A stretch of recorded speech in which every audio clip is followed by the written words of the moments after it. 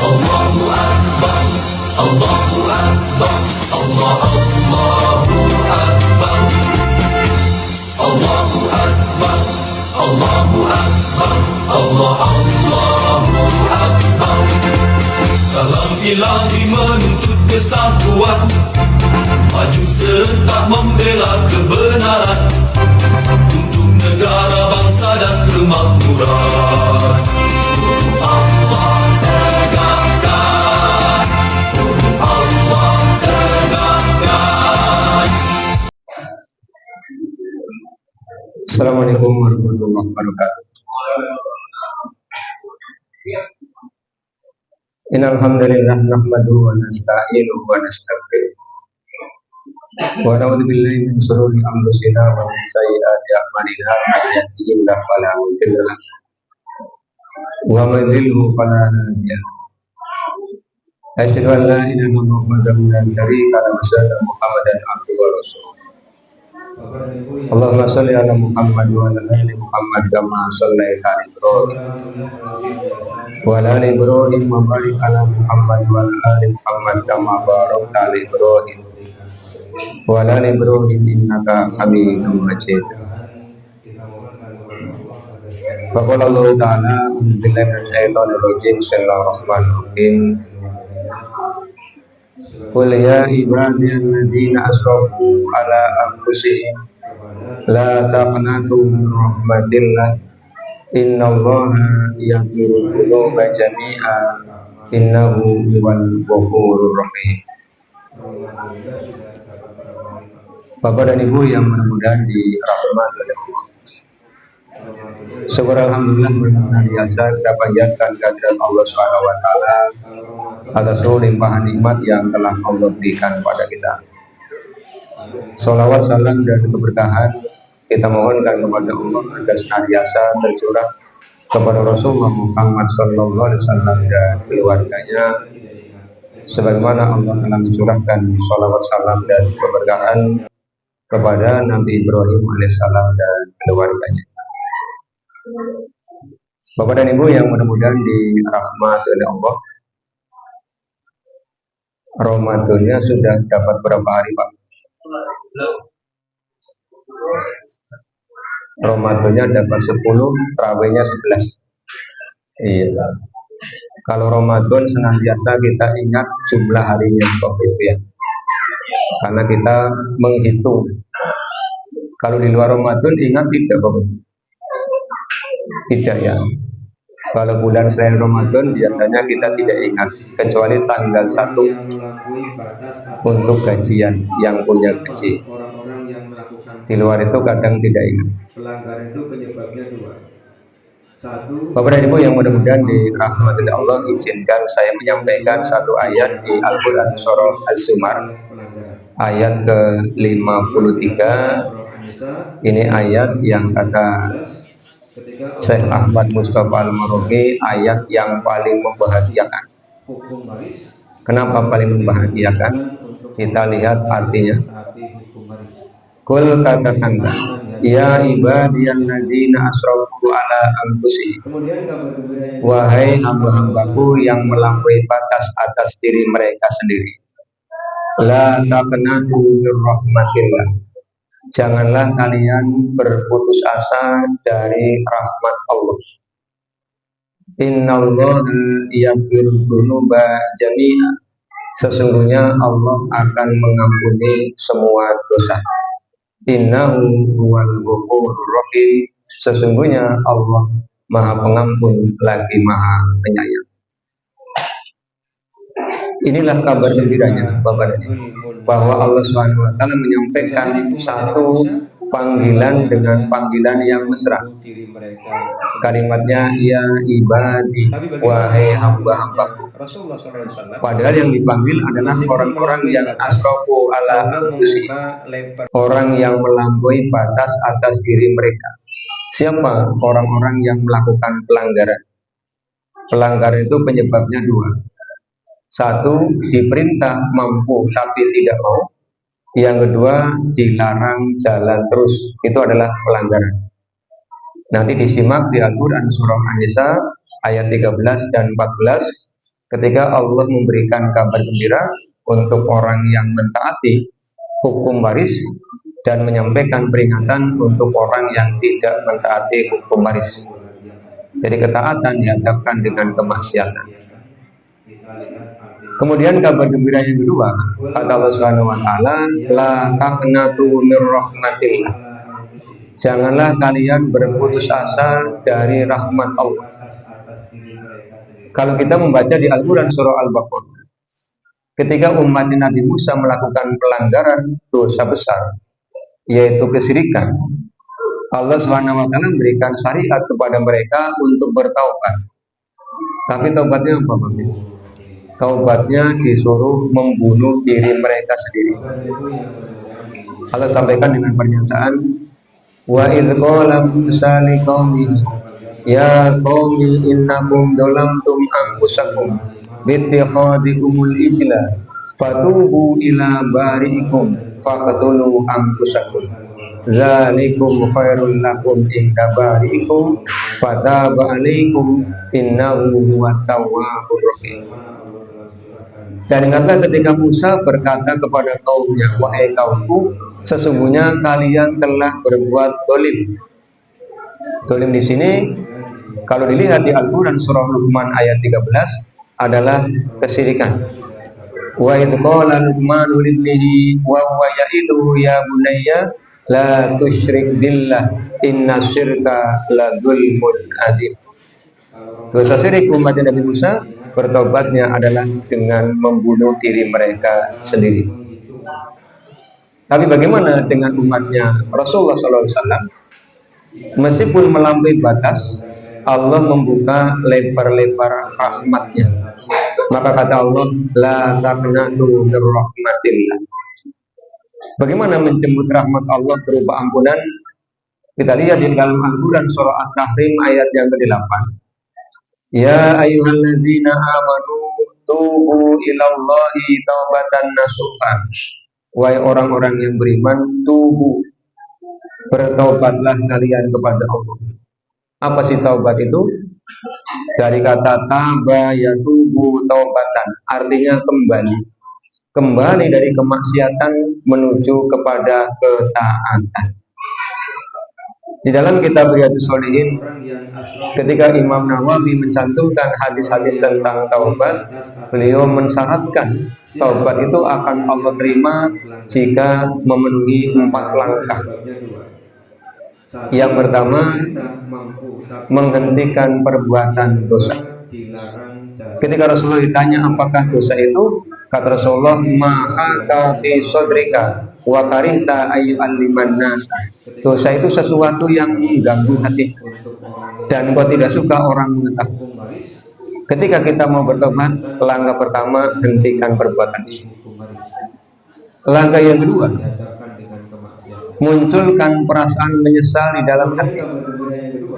Jangan sampai dosanya berhenti, tetapi malah ada kebahagiaan di dalam hati. Bahkan mungkin menceritakan kepada orang lain dengan penuh kebanggaan. Ini berarti tidak memenuhi syarat untuk bertaubat. Kemudian yang ketiga, mengatakan kepada Allah, ya Rabb, saya berjanji untuk tidak melakukan dosa yang sama dan dosa-dosa yang lain. Kalaupun melakukan pelanggaran di kemudian hari, penyebabnya hanya karena 2 hal, lupa atau salah. Rabbana la tu'akhidna in nasina aw akhtana. Yang keempat, kata Imam Nawawi, kalau kaitannya dengan manusia, maka datangi. Kalau menyakiti dengan lisan, menyakiti dengan fisik, minta dihalalkan. Kalau mengambil hartanya, dikembalikan hartanya. Itu 4 langkah orang yang bertobat kalau ingin taubatnya diterima oleh Allah Subhanahu wa taala. Kemudian Bapak dan Ibu, Allah Subhanahu wa taala mengajukan syarat kalau kita taubatnya ingin diterima, kalau kita ampunannya ingin diterima. Bukankah mungkin kita sudah pernah mendengar semua di awal-awal Ramadan ini ada yang menyampaikan pernyataan Rasulullah SAW, orang yang rugi, orang yang melewati bulan Ramadan tidak dapat ampunan. Orang yang rugi, orang yang mendapati orang tuanya lanjut usia tidak menyebabkan dia masuk surga. Orang yang rugi, orang yang disebut nama Rasulullah, dia tidak bersolawat. Nah, Allah mengajukan syarat kalau ampunan itu akan diberikan kepada kita jika kita melakukan beberapa hal. Yang pertama kita lihat di Al-Quran surah Al-Ahzab ayat 70-71. Allah menyampaikan, ya ayyuhalladzina amanu taqullaha wa qulu qawlan sadida yuslih lakum a'malakum wa yaghfir lakum dzunubakum wa may yuti'illah wa rasulahu faqad faza fawzan 'azima. Wahai orang-orang yang beriman, bertakwalah kepada Allah dan berkatalah dengan perkataan yang sebenarnya. Niscaya Allah memperbaiki amal kalian dan mengampuni kalian. Jadi Allah akan mengampuni kita jika kita jujur. Dan di era kita, jujur ini menjadi persoalan. Kapan sebenarnya kita menanamkan kejujuran? Ketika anak-anak di usia pendidikan gini, itu kita tanamkan kejujuran pada mereka. Kadang orang tua malah ngajari kedustaan, kita tanamkan kepada mereka. Dan ibadah Ramadan adalah ibadah yang paling efektif untuk menumbuhkan kejujuran dalam hati. Buktinya apa? Kalau bapak ibu berwudu untuk sholat zuhur, untuk sholat asar, berwudu, berkumur-kumur 3 kali, dibuang 3 kali. Itu namanya jujur. Jangan sampai karena sangat terik, tenggorokan sangat haus, kumur-kumur 3 kali, yang dibuang 1, yang 2 diamankan. Berarti tidak jujur. Dulu belajar matematika 2 tambah 2 sama dengan 4. Tapi kadang-kadang dapat bantuan 2 tambah 2, nerimanya berapa Pak? 2, SPC-nya 4. Yang 2 kemana? Rembes kemana-mana. Padahal ketika Ramadan, jujur. Ampunan akan Allah berikan kalau kita jadi orang yang jujur. Kemudian yang kedua kita lihat di Al-Quran surah Ali Imran ayat 31. Allah SWT menyampaikan, Qul in kuntum tuhibbunallaha fattabi'uni yuhibbukumullahu wa yaghfir lakum dzunubakum wallahu ghafurur rahim. Katakanlah kalau engkau mengaku mencintai Allah, ikuti Rasul. Niscaya Allah mencintaimu dan akan mengampunimu. Jadi kalau kita ingin diampuni oleh Allah, yuk Bapak Ibu, ittiba, nyontoh Rasul. Nyontoh Rasul bukan hanya perkara sholat, bukan hanya perkara saum, bukan hanya perkara zakat, tetapi Rasulullah adalah teladan untuk seluruh urusan kehidupan kita. Nanti bisa baca bukunya Profesor Dr. Sapi Antonio, Antonio Sapi. Itu mengajarkan, menuliskan sebuah tulisan yang sangat bagus, mengulas Rasulullah sebagai teladan untuk banyak kebutuhan kehidupan kita, sebagai suami teladan terbaik, sebagai ayah terbaik, sebagai pemimpin terbaik, sebagai manajer terbaik, sebagai sahabat terbaik. Kita sudah punya uswah, maka kita tidak perlu lirak-lirik ke tempat yang lain. Rasulullah teladan terbaik. Kalau kita bersemangat untuk ittiba kepada beliau, maka peluang diampuni semakin besar. Itu yang Allah syaratkan dulu. Yang terakhir Bapak Ibu, mungkin muncul pertanyaan begini, tandanya orang diampuni itu apa?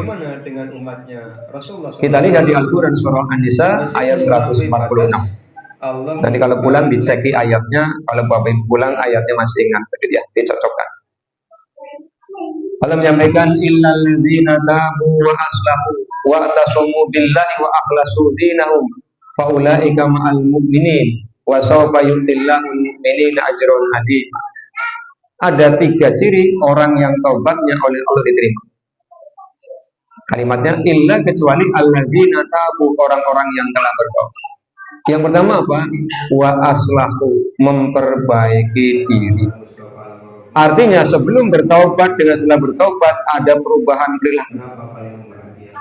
Kalau sebelum bertaubat masih dikuasai oleh rasa malas dalam hati, begitu setelah selesai bertaubat semangatnya naik. Maka gunakan konsep S2, Bapak. Apa S2? Sagseg. Jadi kalau sudah iqomah, segera berdiri. Sagseg. Jangan S2-nya serugul, tapi S2-nya sagseg. Karena masyarakat kita kadang-kadang sagseg, tapi hanya untuk 3 urusan. 1, buka puasa, mesti sagseg. Lagi ngabuburit, adzan, ngebut semua pulang. Lagi pengajian, Ustaz, afwan, sudah adzan, waktunya berbuka, diprotes. Di mana-mana begitu. Dan khusus bulan Ramadan, maghrib itu ditunggu-tunggu. Kalau di luar Ramadan, begitu adzan maghrib, yang adzan diganyami. Si awan wis adzan, katanya begitu. Kalau Ramadan, wis peteng ora adzan-adzan.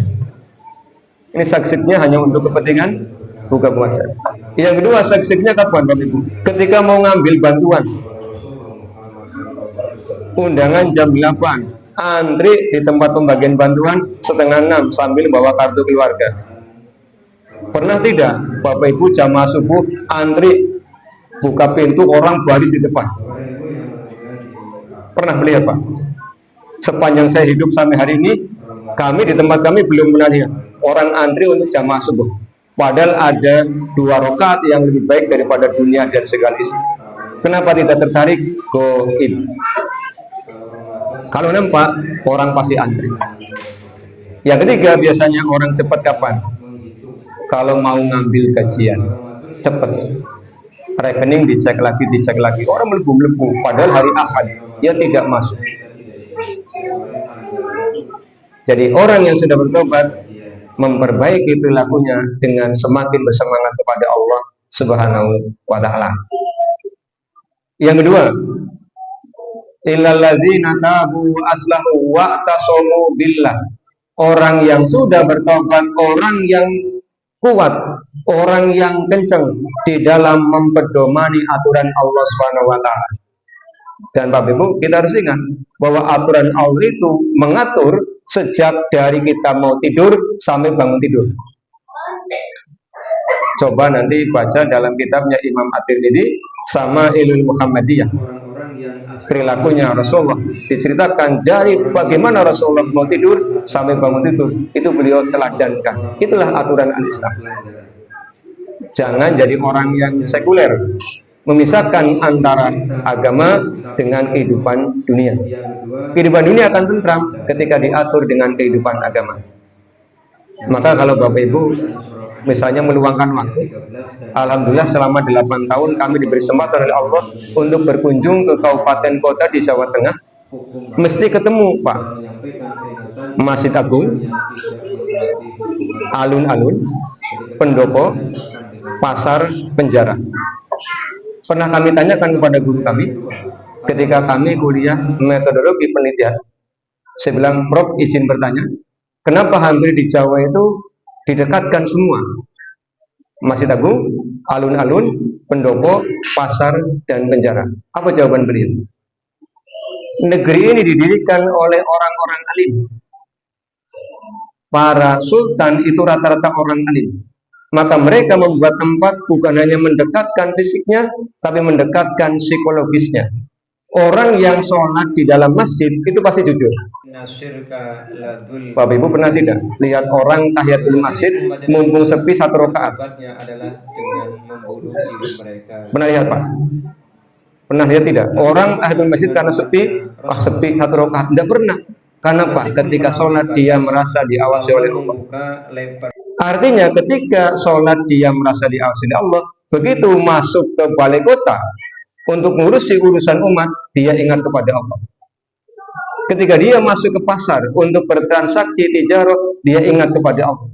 Ketika dia kumpul di lapangan untuk musyawarah, dia ingat kepada Allah. Kalau tidak, penjaranya dekat. Itu kata guru kami. Iya. Tapi sekarang hanya sebatas tempat yang mendekatkan.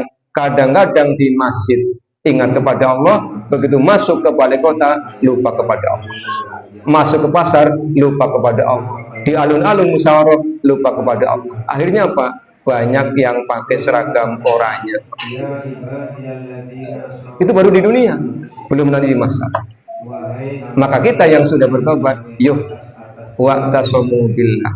Yang terakhir, wa akhlasu dinahum. Setelah kita bertobat, kita diminta oleh Allah untuk mengikhlaskan hati ketika mempraktekkan al-Islam.